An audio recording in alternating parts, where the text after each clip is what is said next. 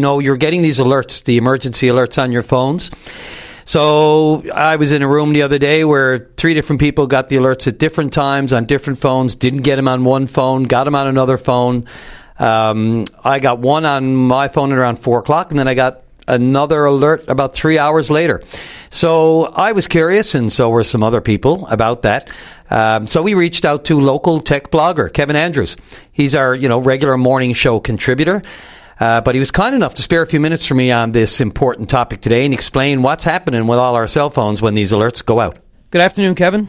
Hey, Brian. Thanks for having me. Well, thanks for making the time. Lots going on in our province and, in our personal lives and everything. So I really appreciate it. This is an issue that sort of came up, in our newsroom and, family and friends, these alerts that come on our phones, which are very helpful. Some mispronounced names and everything, but at least they give you an idea and there's a text readout. Some have been getting them earlier, some getting later. There's a distance. If you have different phones and different providers, they're coming in at different times. Can you shed any light on that for our listeners? This is definitely a critical topic. You're definitely right. There's a lot of people now are getting mixed results with these emergency alerts. There could be several reasons behind why someone is not getting an alert or even getting multiple alerts. And so it really could come down to your precise location. Another could be the settings or the software on your phone. And then finally, the type or the cellular network itself. So the system that sends these alerts, I believe it's called NL Alert. And it's really part of the National Alert Ready system.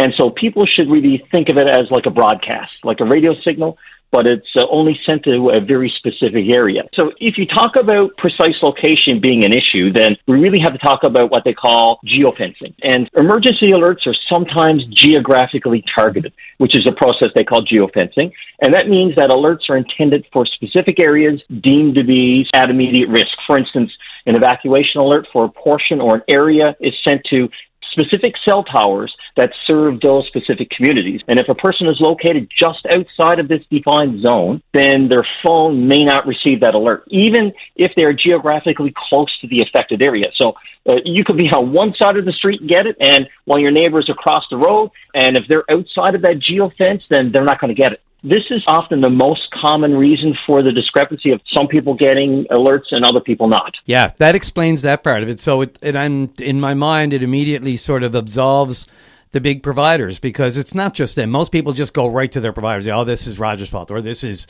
Bell's fault, or this is whatever. Tell us whatever you want to call it. Speaking hypothetically. They're so quick to blame the provider, but you gave an insight. So a friend of mine also said that he has one SIM card, same phone, all the same programming, and without a SIM card. Do you know what's going on there? If you're not connected to an LTE or a 5G network via your SIM card, and you're probably just on Wi-Fi, or you're connected to an older 3G network, then as a result, the message might not come through. This could explain why 2 people with 2 different providers, one may get it, one may not, or in my case, in the same house, 2 different providers, one person got the message, another person didn't, because I had an older phone and it was connected to 3G and it wasn't connected to the LTE or the 5G network, and so it did not get that connection. What can people do? Maybe not as savvy with their phones, and trying to go into your settings and all the apps and all the different settings and everything that you have to try to line up, and all phones are different. What's the option? Can you just call Rogers or Bell and say, hey, how do I get my phone set up on the right one for where I am? Is that possible?